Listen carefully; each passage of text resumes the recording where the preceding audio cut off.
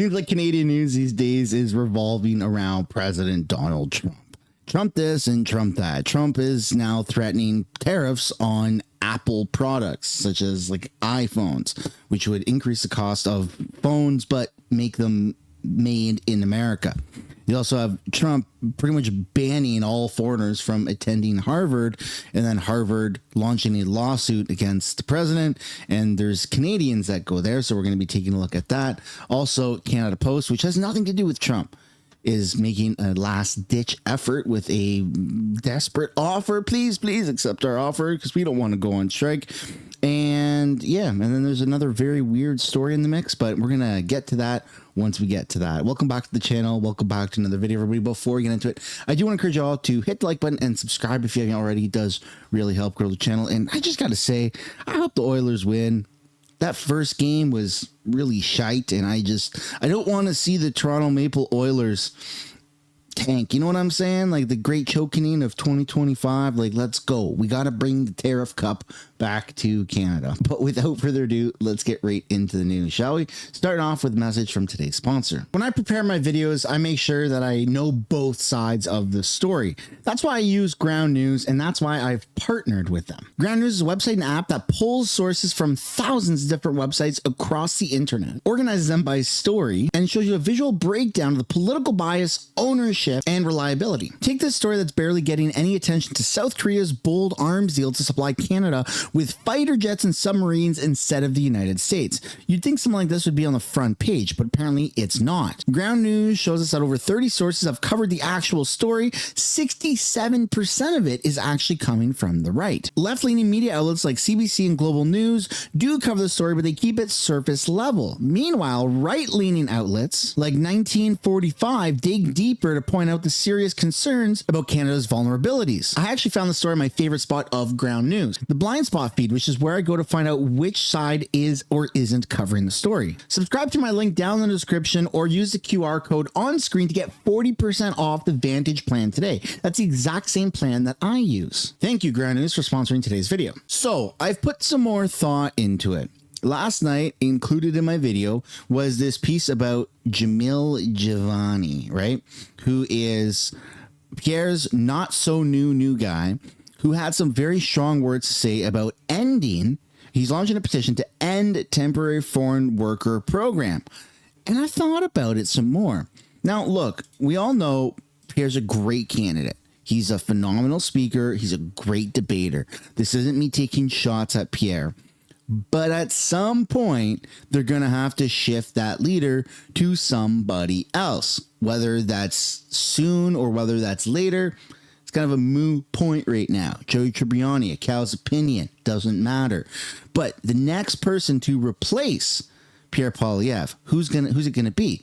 Well, I think Jamil Giovanni, man. I just saw this article pop up as I was prepping the video, and I'm like, man, you know what? I think Jamil Giovanni is really paving his way to be a good conservative leader. It just sucks that he's not really being backed by the rest of the Conservative Party. So let me know down in the comments what you guys think of that. Should Pierre and the rest of the Conservative Party come out and just fully endorse what Jamil Giovanni said? Because right now it seems like he's going a little bit rogue. And anytime a politician goes a little bit rogue in their party, they get disciplined, right? And I don't want to see that happen. I want to see good conservative values in the Conservative Party being promoted. But that's my opinion, folks. I'd love to know yours. Okay, now we're going to take a look here at Canada Post and this new offer that they're presenting because, well, they go on strike, I guess, as of today. Canada Post has presented a new offer to its workers. The Crown Corporation says the new offer goes further on wage increases and would protect employees' benefits. Canada Post has also proposed changes to its delivery model to increase its flexibility and to help address what it calls significant financial and operational challenges. Issues around pay and hiring part-time workers for weekend deliveries have been key sticking points. Canada Post also turned down the union's request to take 2 weeks to look over the offer. Postal workers are in a legal strike position as of Friday. Wow, they turned down any sort of a buffer period. They aren't messing around. In fact, I actually got an email last night. I ordered a Frisbee disc golf set off of Amazon, because I don't know where to get that in person. I guess you can get that at Walmart. I don't know if any mom and pop shops sell that stuff, but I ordered a Frisbee disc golf set from Amazon, and I got an email last night saying we've returned your product because there's a Canada strike Canada Post strike happening. So sorry, but not sorry, and I've been fully refunded. Kind of weird that this is still an ongoing thing, and I just hope that they get, they lose their funding from the Canadian government, become privatized. I'm sorry, but it isn't fair to Canadian taxpayers that this keeps happening. Again, my thoughts, I feel and empathize for the workers that are deserving of better paying wages. I get it, but bro, every year, multiple times a year, like, at what point are we just going to cut off the hand or a finger to save the whole body and the arm? You know what I'm saying? All right, now let's get into this very morbid story. This was brought on X by this individual right here. 4 children watch their parents get zip tied and beat in a home invasion. This person here is calling for 10 years in jail for all armed home invasion and carjackings, no matter your age. And I feel like 10 years in jail for something like that is not as strict as what it should be. This is insane. Listen to this story. This Jimmy, is nuts. Very troubling, to say the least. Sandhurst Circle is the location in Scarborough. It's a townhouse complex where we are right now.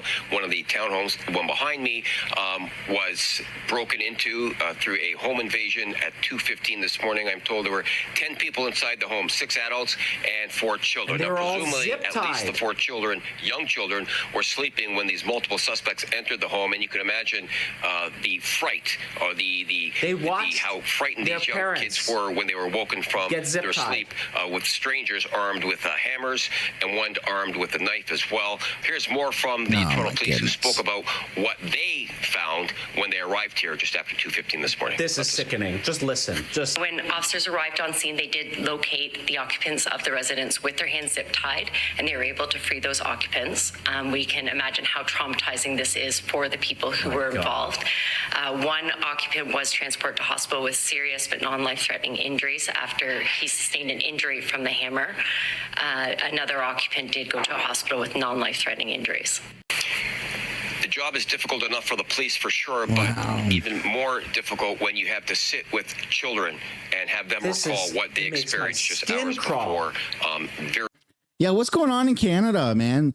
Criminals are just not afraid of the punishment. They just aren't. And so they're going around doing, that's a severe thing.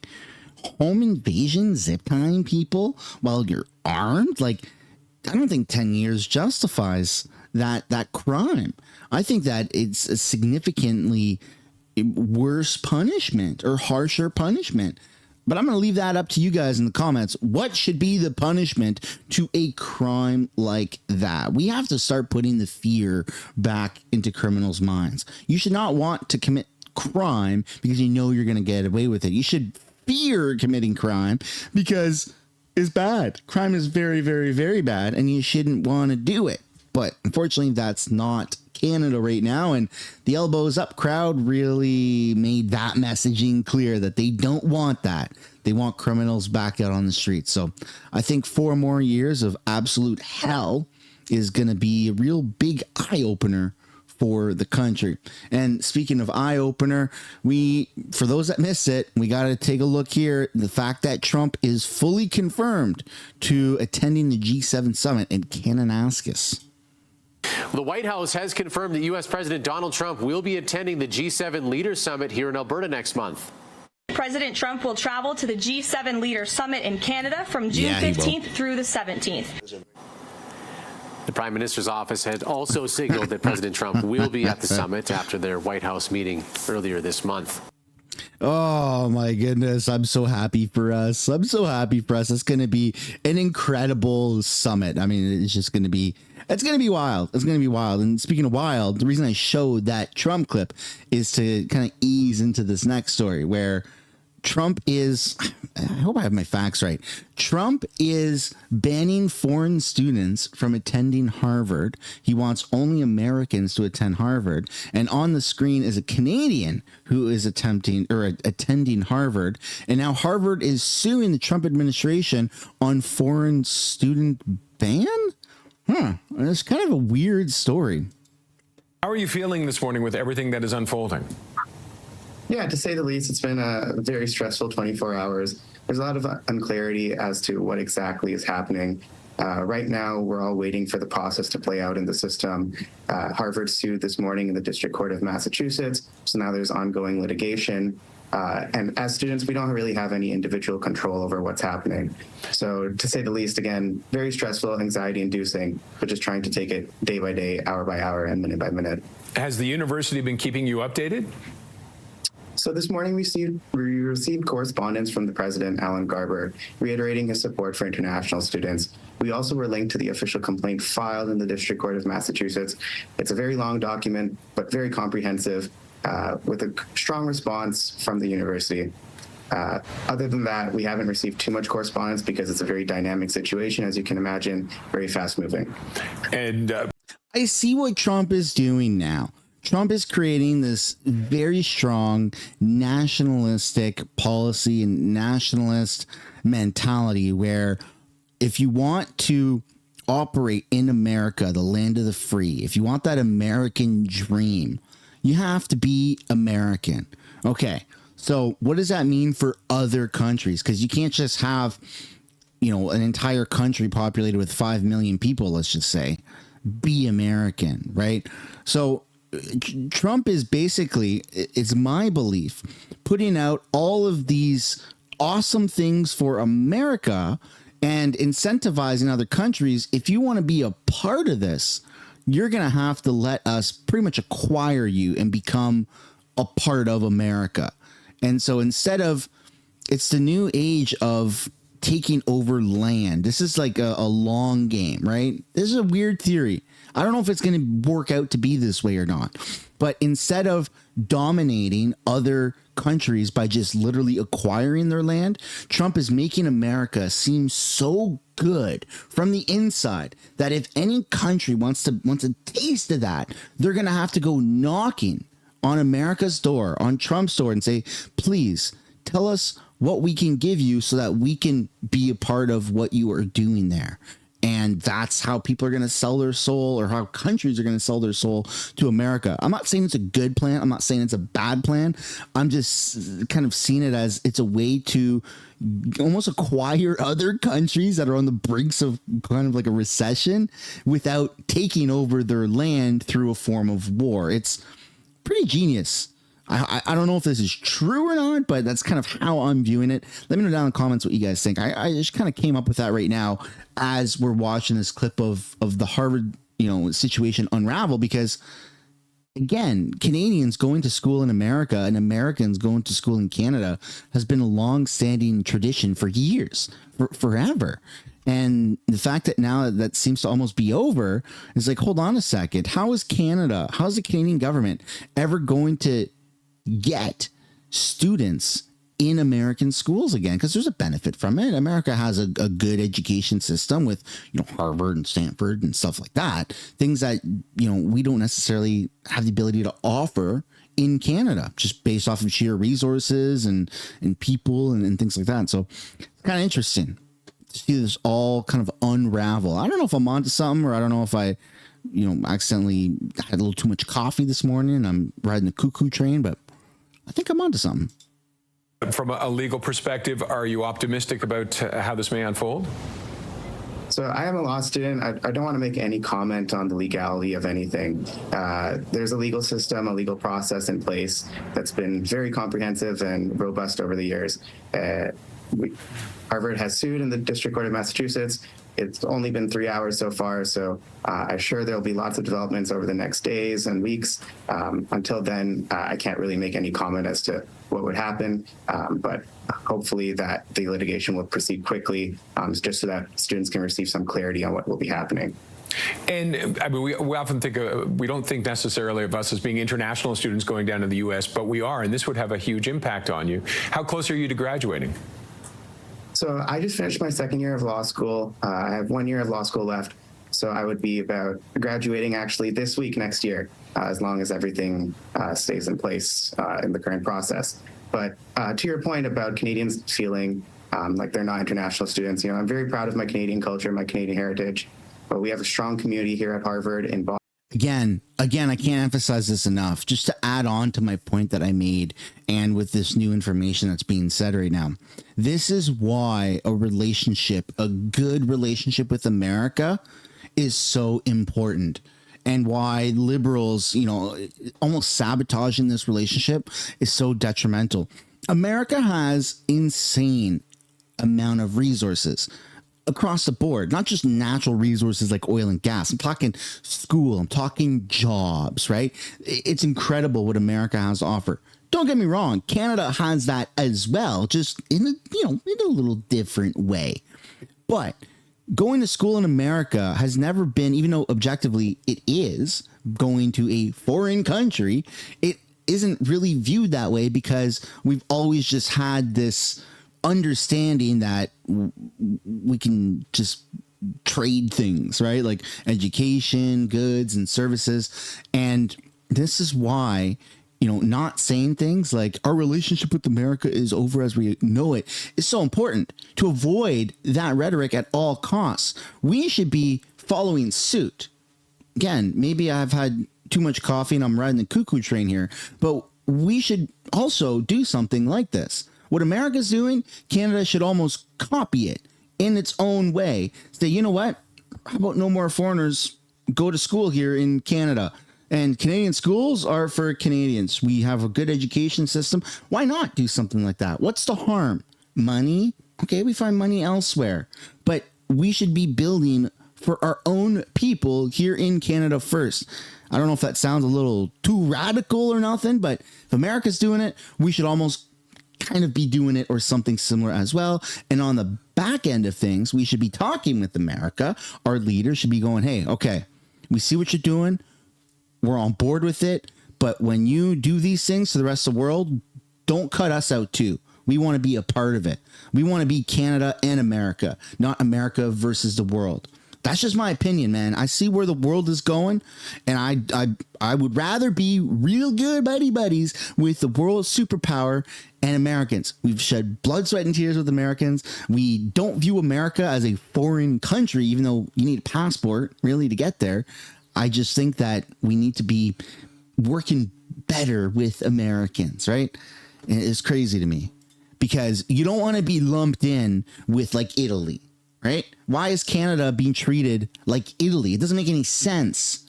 We border America. We're good friends with them. Let's focus on hashing out that relationship and making it better. Again, I might be a little cuckoo with the amount of coffee I've had this morning, but that's just how I see the world moving forward is let's work with America. Boston, Cambridge, an entire country. And I would say that it's really important for Canadians to know that we are supported and we have a community, regardless of whether we're inside the border or outside the border. Have you considered maybe finishing your degree back here in Canada, or have others thought that? So again, this is a very dynamic situation. We've just received notice from the DHS only less than 24 hours ago. I still really haven't had time to digest and process. Personally, just speaking to my friends and family, trying to figure out the situation. It's more of a reactive than a proactive process right now, Roger. We're waiting for the process to play out in the legal system, like I mentioned. So once we have some type of clarity and definitive decisions on what exactly will be the situation come not just September, but even next week, next month, I think we'll be able to make more informed decisions. But that's kind of the situation right now. I think if Carney doesn't play ball with Trump, and if Carney is trying to fight Trump on a lot of things, then you're going to have to finish that at UFT or something, buddy. University of Toronto. You're not going to be able to finish it at Harvard. Canada should be doing that exact same thing. You should have Carney come out and say, we're not allowing any foreigners to go to our schools in Canada anymore. Sorry if that causes any financial distress, but We need to focus on building our education system for our own people first. He should do something like that, man. I really, really think that he should, because this next step is proof that it's not just the education system, it's also our goods, specifically iPhones. President Trump is now issuing a 25% tariff on iPhones and 50% tariffs on European Union imports, which is crazy, is bananas. Specifically, the European Union part. You want to know why? Well, I'm going to tell you. Because you have our Prime Minister, Mark Carney, wants to buy our new fighter jets from Europe. That's right. European Union. So you got our Canadian Prime Minister that wants to work with the EU, which is going to bankrupt us. So no, we shouldn't be doing that. We should be, again, focusing only on our relationship with America. It's all we need. It's the best. It's the biggest. It's the strongest, right? The U.S. president is now threatening a 50% tariff on all European Union imports starting June 1st. Meanwhile, he also wants to impose a 25% tariff on Apple unless iPhones start being made in the United States. The CBC's Mark Carcassol is looking into this story. What is the latest on the trade war front? Arthea, I hope you didn't think that the trade war cooled by any chance. Nope, never. Just like that old movie line, right? Just when you thought we were out, they pull us right back in. And so Donald Trump is issuing a set of threats again over Truth Social. It's important to note these are just threats. These aren't things he's actively saying he's going to implement, possibly, trade war tactics. But let's bring you the latest on what he's threatening, particularly first off with the European Union. He issued a tweet earlier today saying, quote, "The European Union, which was formed for the primary purpose of taking advantage of the United States on trade, has been very difficult to deal with." He says, "Our discussions with them are going nowhere. Therefore, I am recommending a straight 50% tariff on the European Union starting on June 1st. There is no tariff if the product is built or manufactured in the United States. Thank you for your attention to this matter." So the EU has been willing to negotiate with the United States, but they will not bend 100%. They will not, for instance, give up their various value-added taxes, which has been a sticking point for President Trump and various officials at the White House. Now, with Trump backing down on some of his previous threats and even speaking positively about trade discussions, it gave the impression that perhaps things were cooling on the tariff front, but obviously he hasn't completely forgotten about these things, and he's back at it again. Senator Jean Shaheen spoke with reporters in the United States about this situation. Tariffs coming up again. She's based in New Hampshire. She says, talking to her constituents, she's finding that tariffs would just hurt the little guy. Plus the impact that it's going to have on consumers and businesses. What I'm hearing from business in New Hampshire is their very real concern about tariffs and what it means for their cost of doing business, what it means for their ability to get supplies, materials that are part of their supply chain. It's having a huge impact. Now, the EU is a major trading partner with the U.S. They have a relationship worth hundreds of billions of dollars, and they're not taking this lightly. They have prepared in advance, if these tariff talks don't go well, a slate of about $100 billion worth of retaliatory tariffs, Arthi. And in terms of that reaction to when we're talking about the EU, the French trade minister, of course, saying that all of this is unhelpful, this rhetoric from the U.S. president. And to your point, on social media, they say we are maintaining the same line, de-escalation, but we are ready to respond. So that is very much sort of in play as you're monitoring that. How are the markets reacting to all of this news? Well, in addition to the threat against Apple of 25% tariffs if they don't build in the U.S. instead of India, there's just an overall bad reaction on the markets. Well, let's. I guess the opening bell of the New York Stock Exchange kind of tells the tale. There we go. Everybody is happy, cheering, clapping, members of the Navy, and then we see a minus 1.16% opening for the New York Stock Exchange. That has slightly climbed, however, though, since then, certainly. But there have been impacts around the world. Again, small, but sufficient nonetheless. Indexes in Germany and Italy dropped 3% in early trading. The European Stock 600 dropped 2%, but has since rebounded slightly. Even in the UK, which isn't even... Yeah, I mean, it's just a lot of that's uncertainty. Anytime you have the president talk about tariffs and trade war, the stock market takes a dip. And then when there's a pause, the stock market rallies upwards. That's been, an ongoing thing since Trump has been saying these things. I'd love to know what you guys think down below in the comments about any of the topics that were covered. But specifically what I said, and that was just off the whim. It's not something I put much thought into. It's something that I came up with while we were watching this news together. I do think that Canada has a bit of a obligation to show some loyalty to America, not just for the sake of showing loyalty, but also to show strength within North America. There's a massive shift happening in the world, and war is changing, and it's not about taking landmass over. There's going to be these deep-rooted psyops and technology and in social culture and all that stuff. And if we can't get along with our neighbors, and if we can't even agree on simple things with our neighbors, which happens to be the world's superpower, then I think that we're just setting ourselves up for failure. I'm not saying we bend the knee at everything, but I'm also not saying that. I think that we should be putting more emphasis on our relationship with America and prioritize that over Europe. Maybe I had too much coffee. Maybe I'm riding the cuckoo train this morning. I don't know. But I'd like for you guys down below in the comments to check me and say whether you agree or disagree and your reasoning why. That is the end of the video, everybody. I hope you enjoyed it. If you did, it'd be super awesome for you guys to smash the like button, subscribe to the channel, and I'll see you in another video. Bye for now.